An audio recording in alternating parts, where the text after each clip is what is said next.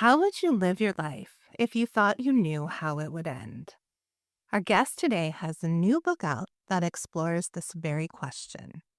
Liane Moriarty is the author of the #1 New York Times bestsellers Big Little Lies, Apples Never Fall, The Husband's Secret, and Truly Madly Guilty. The New York Times bestsellers 9 Perfect Strangers, What Alice Forgot, and The Last Anniversary, The Hypnotist Love Story, and 3 Wishes.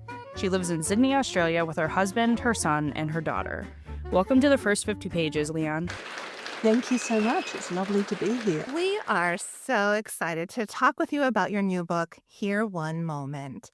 I just finished it a couple days ago and I'm still thinking about it, and I'm not just yet ready to move on to something new. And there's just so much to love about this book for me, including complex, emotionally layered characters, the complexities of family dynamics, humor, and an exploration of quite serious subjects, too. For readers who haven't heard about your new book yet, can you tell us a little bit about your new novel? What you'd like listeners to know about Here One Moment? Yes, so it's a story of, it begins on a flight, an ordinary domestic flight out of Hobart in Tasmania, and Tasmania is the little island state at the bottom of Australia, which often gets left off maps, and or the Tasmanians get very cranky about that, rightly so. And it's a delayed flight, so it sits on the tarmac for quite a while, and then it finally takes off. 10 minutes or so before it's about to land in Sydney, a very unremarkable woman stands up and she counts herself in 1, 2, 3, and then she begins to point at every single passenger on the flight before she can be stopped, and she tells them their age of death and cause of death. And of course, some people don't take much notice. They think she has mental health issues or whatever. Some people feel a real chill. Most of them are passengers try to put it out of their minds until a few months after the flight, the first prediction comes true. And so the book then explores what happens in the months afterwards. Can we talk about what inspired you to write this novel? Yes, so I was on exactly that same flight. I spent a bit of time in Tasmania because my husband grew up there, and I had just spent a week there writing, and I, like the people on the flight, was stuck on the tarmac at a Hobart airport, and I did not have a book, which was a terrible error. Never travel without a book. And although it's good that I didn't have one in this case, because otherwise I wouldn't have come up with the idea for this novel. Wow. Uh, and I was looking around at the other passengers as we were stuck there, and I was thinking about the fact that every single one of us was going to one day die. So that was the cheerful thought. Right as before you're taken off. That's right. Um, yeah, I'm not afraid of flying. I don't think it was anything to do with fear of flying. When I look back, I think it's not surprising that I was thinking about my own mortality at that time, because a few things had happened in the years leading up to that flight. So first of all, my sister was diagnosed with breast cancer. Then we lost our dad. Then we had the pandemic, and then I myself was diagnosed with breast cancer. And also, I think just being in my 50s at the time, I think it's just a time when more people in your circle start to receive serious diagnoses. And so that's why I was thinking, so, obviously thinking about my own mortality. Uh, and, and I remember thinking, so every one of us is going to one day die. And I was thinking about the fact that at some point in the future, however many years, maybe 100 years, because there were some children on the flight, somebody would be able to look back and they would be able to look at the names of the passengers on that flight, and that information would be available, as in somebody would be able to look back and see, okay, this person died at the age of such and such from such and such. And it sort of blew my mind that that there was that was an absolute fact that those facts would be available. They just weren't available right now. And that's when I thought, imagine if somebody stood up and shared that information. Imagine if it was somehow available right now. Well, and in your skilled hands, right, as a writer, the story is really just fantastic. And I loved the deaf lady, right, Cherry. And in the first few chapters, you don't, because why would anyone do this, right?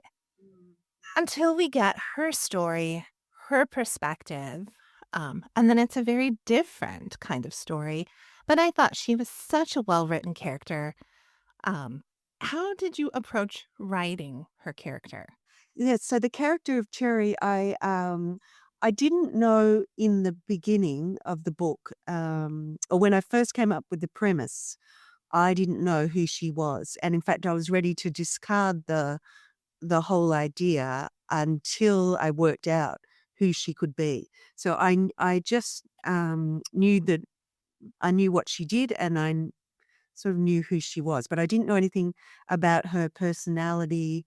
So it's a little tricky to talk about without giving things away. Yeah, sure. But through the process of research, I then her personality sort of developed as I wrote her, and in the same way that that readers talk about how they didn't like her much in the beginning, and then they were very fond of her by the end. That's exactly how I felt as I got to know her through the process of writing her. By the end, I loved her, and I was also saying, like, part of the reason for my affection for her is that I gave her my mother's childhood, Oh, and also my godmother. So my mother and her best friend, who grew up on the same street together, they both wrote. They just decided to write little stories of their lives with little anecdotes, and they had them printed up. And so, yeah, reading their um, miniature memoirs was wonderful for me to use some of their stories.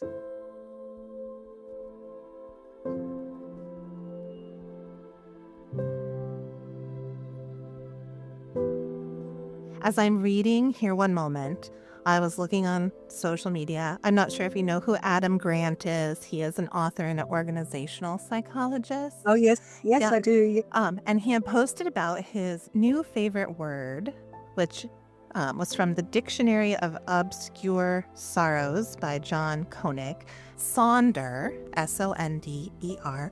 And Adam Grant posted, Sonder is the profound awareness that every person you encounter has experienced a lifetime of hopes, fears, loves, and heartaches that you'll never know. Every moment of Sonder is a reminder to appreciate how little we truly grasp about others' lives.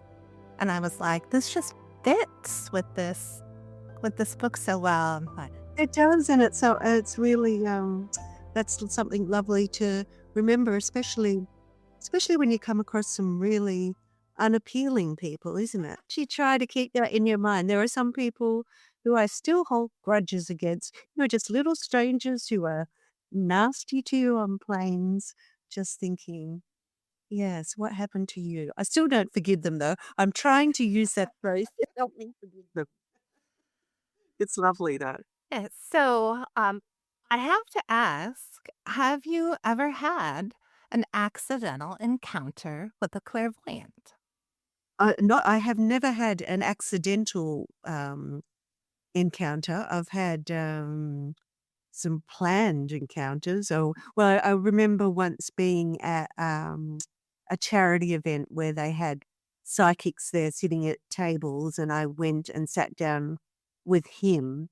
And I clearly remember because I was at a time in my life where I was single. Excuse me, I was single. uh, and all my friends were having babies, and I was desperate to know if I would have children one day. And I asked him that, and I can always remember he looked up at me and he met my eyes, and it was like he sort of gave up on his performance, and he said, "Oh, of course you will, darling." And it was just like it was more the way a nice person on a bus would say that to you. I just really felt like he was saying, "Don't worry about it." Um, Having said that, I did have children. He was right. So perhaps he was a genuine clairvoyant. It was just something about the way he looked at me that made me think he was saying, don't worry." Um, and then I did for research for this one, I saw a psychic who was recommended to, and she read my cards. Um, but I could tell as soon as I walked into that room that she'd clocked me and that she'd thought, "Oh, okay, I've got this one. She's a middle-aged woman and her children have just left home and thinking, what's next for me?" Uh, and actually I had my children late, so my children were still very much at home. And so she was saying to me, "So you're thinking everything's always been about other people, but now you're thinking, what about me? It's time for something for me." And I was thinking, "Oh, so it's always been about me, really. That's not the case." And then she said, she was obviously trying to look for more information to give us some hints. And so she said, "What do you do for a living?" And I said, "I'm an author." And so she said, quite doubtfully, she said, "Well, I think you should do quite well with that. But maybe change how you're marketing your books. Maybe you could think about putting them on eBay or something like that." And and so I sort of, I have laughed at this, but it is interesting that at one of my events, a woman came up to me and she had an hard cover copy of Three Wishes, which is my first novel. And she said she had to go to so much trouble to find this book. And guess where she found it?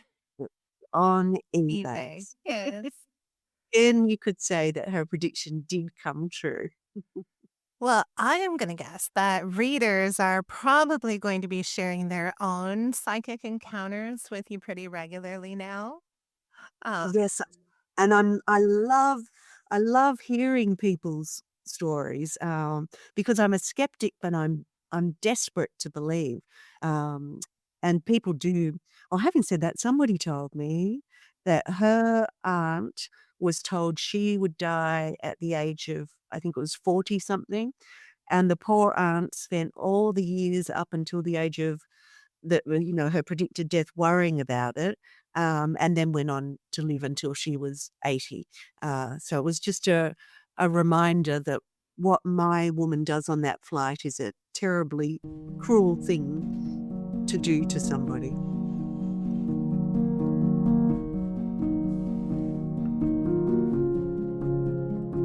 and an interesting tie-in for us in reading this book was our community just recently lost a local psychic, and she kind of had a bit of mythology around her, and you would be hard pressed to find someone in our community who didn't know about her or know someone that she had given a reading to, including me. I had an accidental encounter with her 30 Did years. you? I did 30 years ago. I worked at a grocery store the summer before I left for college. And I ended up being her checker, and she said to me, "Do you know who I am?" And I didn't know who she was. She said, "Well, I don't know that I want to use her name, but she said who she was." And then she told me not to be in a hurry to get married. And then she gave me some other cryptic clues. I can remember what I was wearing that day, right? Like Yes. the memory just sort of um, seared in my mind. And I've shared that story with people over the years, and you kind of understand the mythology because maybe part of the prediction was right for some people and maybe it wasn't. But I find that And I find it all very fascinating, and I think that in Here One Moment, you capture that brilliantly, that we really see the humanity in the characters of your book by how their predictions affect them. I j Yes. Yeah. That's what's so interesting. So what I'm interested in is, did you change your life in some way as a result of what she said to you? Well, um, I was engaged when I was in college, and I broke it off. You did? So but yeah, I don't know. So did I do it no, I don't know. I don't know that I did Do it it not because of yeah. her, but, it always sat in the back of my mind, like, this is maybe not the path I need to be on, but yeah, um That's how yeah, I find it also fascinating, and exactly what, yes, I wanted to explore in the book, because there are so many parts to it. There's the fact that if she's talking to a young girl at the checkout, then chances are most beautiful young women will probably have some man in their lives who they should not marry. I think that the chances are high yeah, of that. So there's that. Then there's the fact that, did you change your behavior in some way as a result of it, therefore making the destiny come true?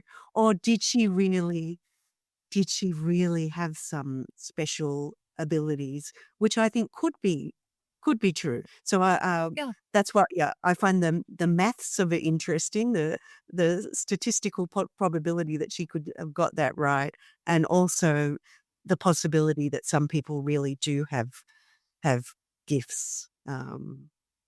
Yeah, and that there's so much more about the world that we don't understand. Yeah.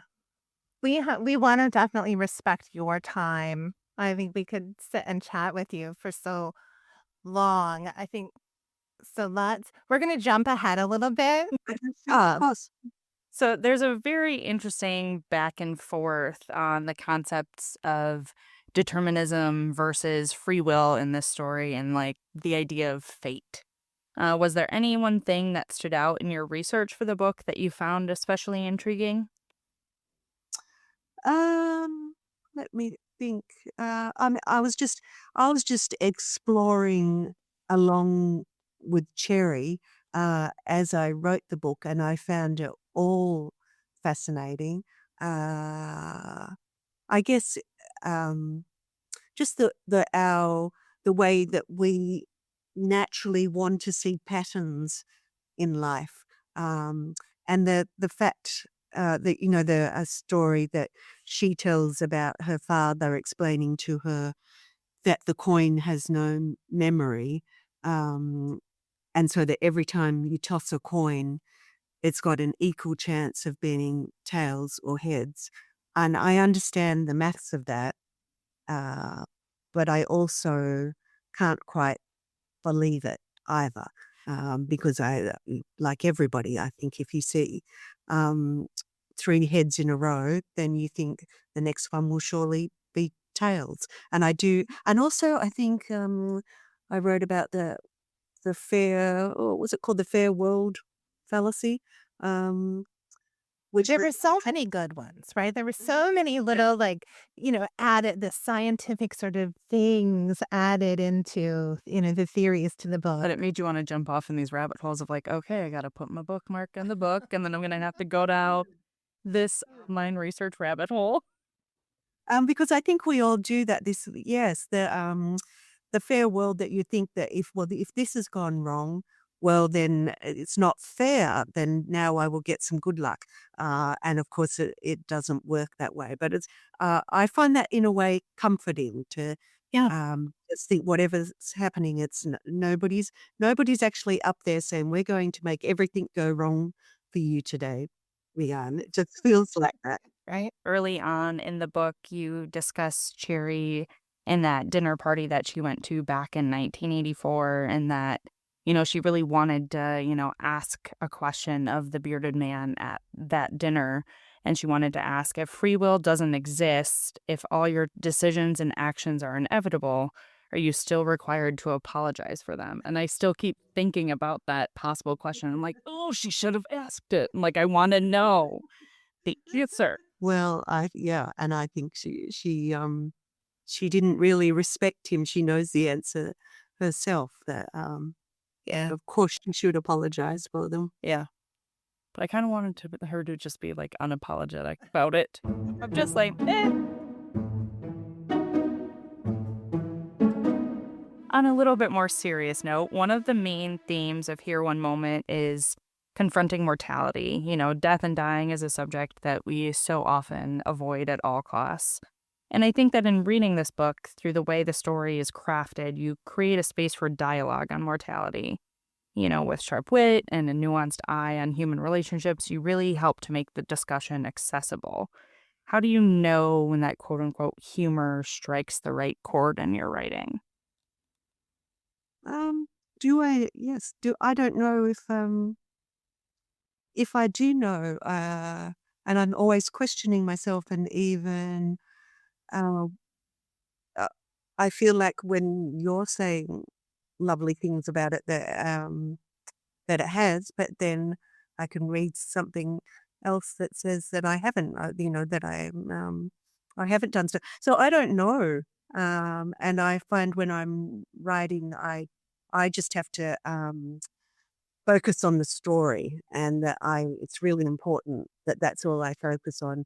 And if other things emerge, if themes emerge, then that's wonderful. But I shouldn't try to make them emerge. And I do your books, and not just this one, but so many of them have that balance of, seriousness, serious subjects, and wit and keen observation. That's what makes them so fun to read for me, I think. Oh, thank you, thank you. Yeah, and that's what I think what I've struggled to accept is that of course, some people will say they're too light, or why did she go off on that? I'm not interested in the coin tossing. I wanted to just go into the thriller side of it. Um, and I irrationally think one day I will get it exactly right. One day I will get it so everybody, you know, loves it. Um, so that's an interest. There's probably some phrase, some author's fallacy for authors fallacy that I am suffering from. Well, I think that kind of ties perfectly into my next question for you. As librarians, we're keenly aware that each reader has a different experience reading a book. Each bring our own life experiences to our reading, our understanding, and even, retelling a story. Having sold over 20 million copies of your books worldwide, what are your thoughts on how your books have been interpreted by readers? And do you find the same stories emerge in the way that your books have impacted them? Um, yes, well, it's I've come to realize exactly as you say that every single reader has a slightly different experience of reading it, which is why I always say it's when people say, "Oh, I hope they don't spoil your book when they're doing an adaptation," or "I hope they don't change your book." And I always think, but it's so interesting because every reader has a slightly different experience of reading it, and I know that because they come to me and sometimes they say they're talking about something in the book and they've got it just a tiny bit wrong. And I know because I wrote the book, but it's wrong as in they've added something from their own life. So if there's a particular beach, for example, then they start describing it, but it's clearly a beach that they went to. So I love that everybody's imagination changes it slightly. So it's my imagination working together with their imagination and creating all these different experiences.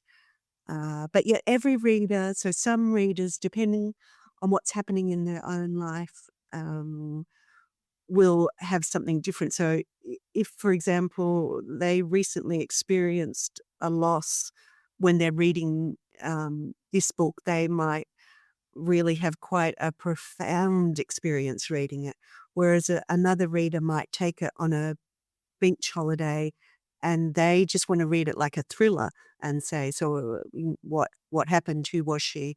And they're just flipping the pages quickly. Um, so and that's okay.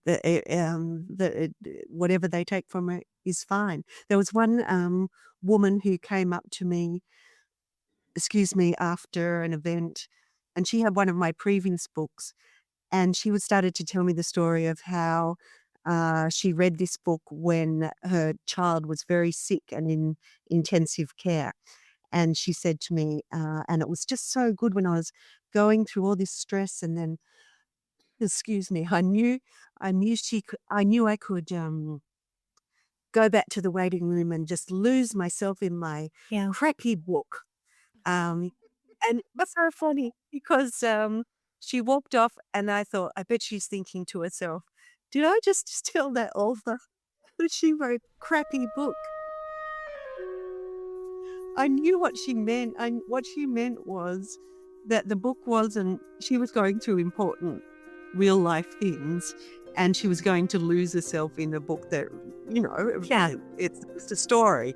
And I'm honestly really honored that I helped her get through that time. So whether it's a crappy book that gets you through a hard time, or a profound book that, teaches you uh, some sort of life lesson that you take with you forever, either way, it's wonderful.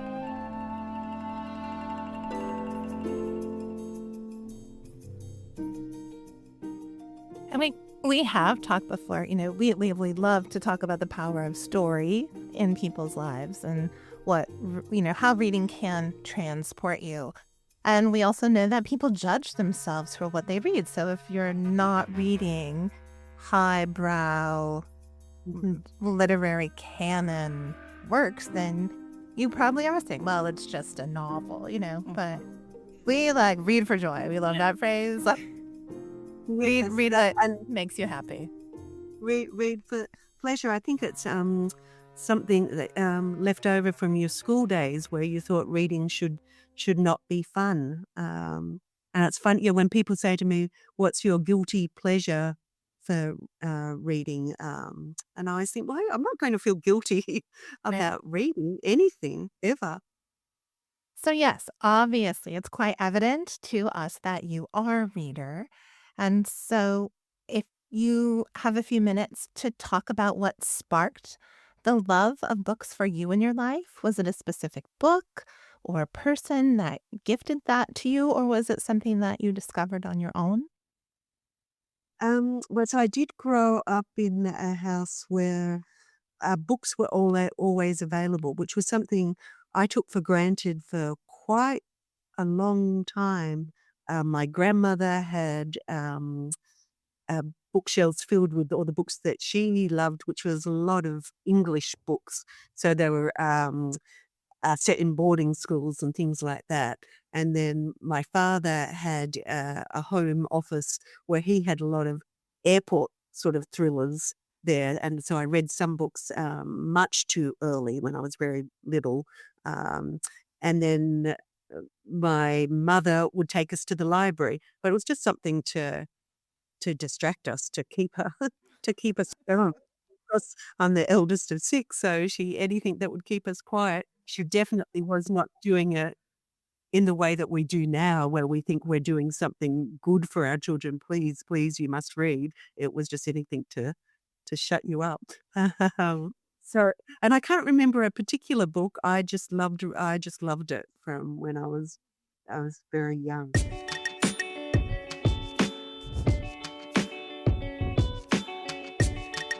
And Here One Moment has found praise already with readers and critics alike. High praise from Publishers Weekly, and Kirkus Starred Review ends with a fresh, funny, ambitious, and nuanced take on some of our oldest existential questions. Cannot wait for the TV series.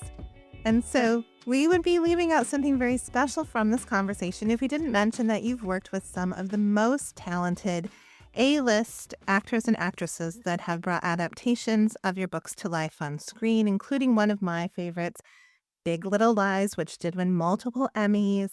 And we just saw an article that you are working on a sequel to Big Little Lies. Are there any details yet that you can share about the sequel? And that it's about, so when I first wrote the book, my children were very little, and so the story is about three mothers and their children are all starting kindergarten. So now my children are in their teens. So they're providing a lot of teen material. So I'm writing a sequel with all the same characters, except the children are now teenagers. And of course, the issues that they're dealing with are therefore so much more complicated. Even though when your children are little, you think it could not get any harder than this. And I remember the people saying, I can remember my own mother saying, it gets harder, and of course it does. She was right. So I'm going to go out on a limb right now and say that I have to imagine that book is also going to debut at #1 on the New York Times bestsellers list. So here, this is the first statement of that happening. We're going to manifest this. Yeah. I really hope you have psychic abilities. I hope I do too. The one and only time it will be for this. Thank you so much. You know that because now after this, I've got to go back to writing the sequel and hearing things like that. And honestly, it really gives me the motivation to keep writing. So thank you. Well, really, it's a pleasure for us, and we're just a few of your many, many fans out there. Thank you for joining us today, Liane. It's been a fun chat, and we wish you the best with all of your exciting projects sure to come. Oh, thank you. It's been my absolute pleasure. Thank you to you both.